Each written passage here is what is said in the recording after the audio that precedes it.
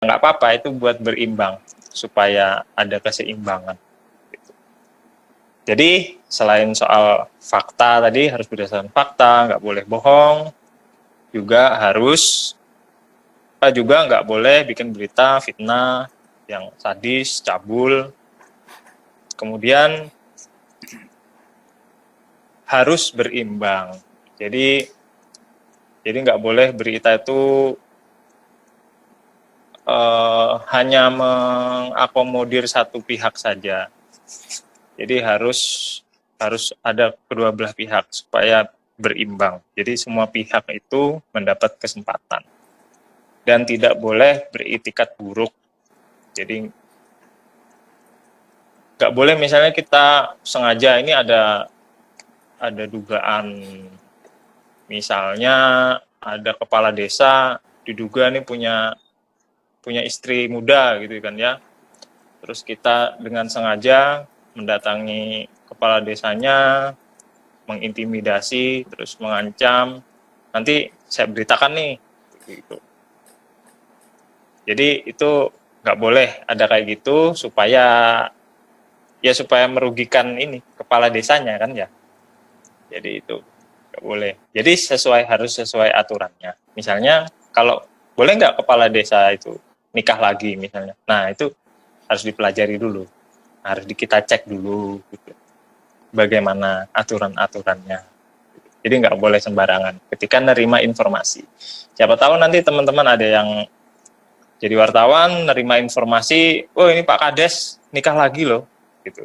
Terus kita langsung menyambut informasi itu begitu saja, tanpa klarifikasi, tanpa konfirmasi lebih lanjut.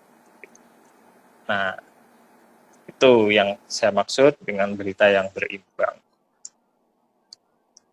Kemudian, hal yang penting juga sebelum menulis berita,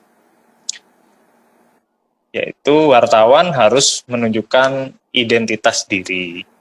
Jadi harus mengenalkan diri dengan baik, menyampaikan ini ID card saya, nama saya ini, saya bekerja di media ini. Itu harus dilakukan dengan baik. Nggak boleh tiba-tiba ujuk-ujuk datang kayak preman, datang mentang-mentang dia wartawan, langsung tanya macem-macem, terus orang pada bingung, dan malah jadi takut. Nah, di tempat kita ini masih banyak yang kayak gitu. Makanya kenapa teman-teman ini juga perlu mengetahui soal dunia media massa ini, ya supaya generasi-generasi yang perilakunya seperti itu bisa habis nanti. Nah, dan digantikan sama generasi yang lebih baik. Jadi nama baik pers di tempat kita ini bisa kembali. Kalau sekarang harus saya akui bahwa pers itu dipandang negatif, termasuk ya siapa saja yang ada di dalamnya, mungkin termasuk saya juga pasti. Jadi tidak semua wartawan itu, pandangan masyarakat itu positif, malah banyak negatifnya. Ya karena memang perilaku wartawannya sendiri, oknum-oknumnya ya. Gitu. Jadi selain itu kemudian,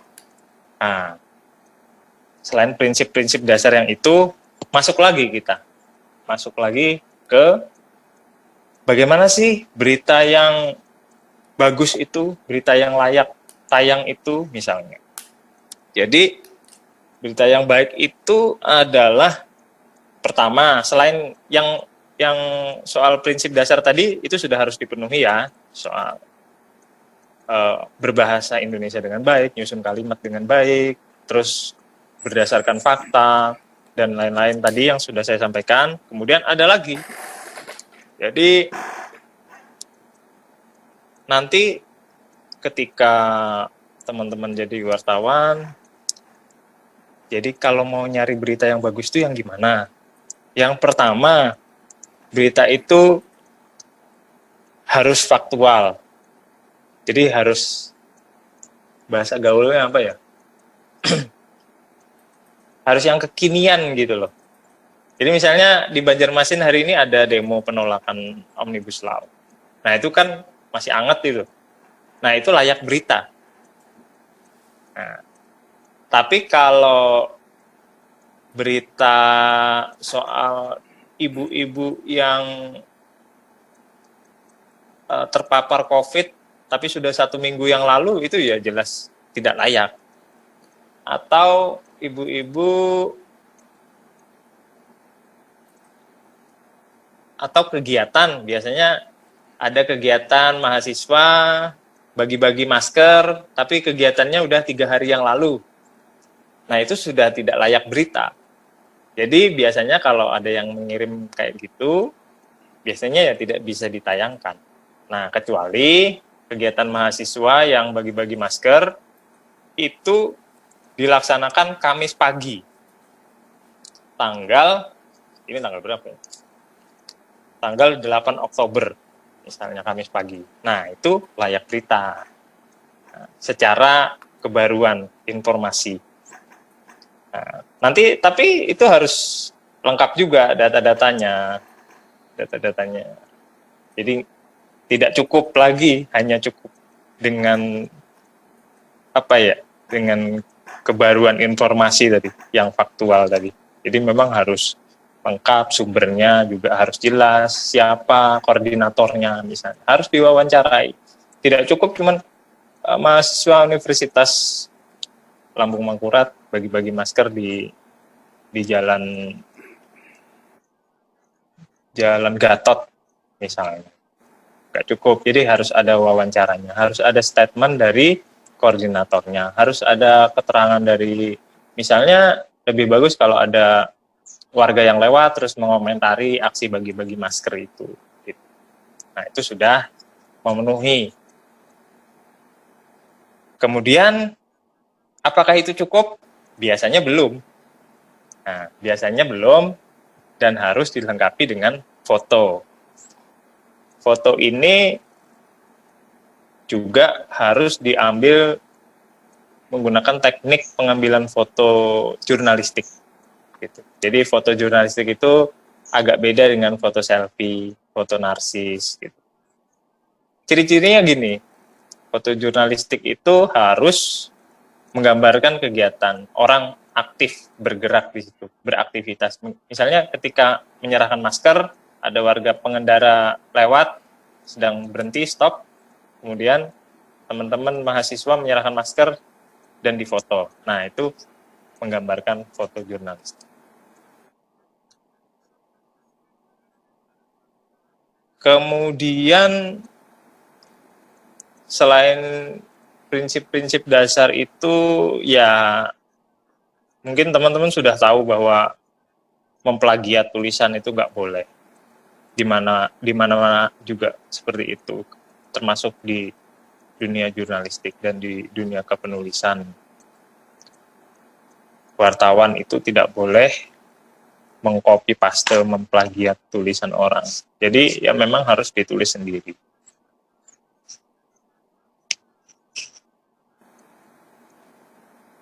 Kemudian nggak boleh mencampurkan antara fakta dengan opini. Itu. Jadi memang berita yang ditulis harus benar-benar berdasarkan fakta, fakta yang kita jumpai di lapangan. Misalnya teman-teman ada yang baca berita soal demo hari ini nggak di Banjarmasin? Seharusnya mengikuti, karena itu adalah peristiwa yang terjadi di hadapan kita ya.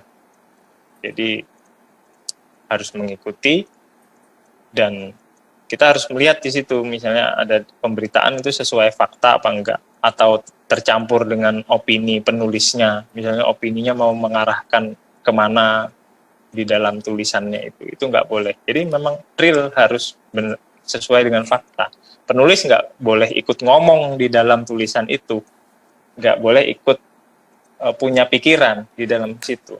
Jadi dia cuma mengutip, dia cuma mengambil informasi, nggak boleh ikut campur. Nanti ikut campurnya ada lagi nanti. Jadi ini memang kalau membahas menulis berita ini agak panjang.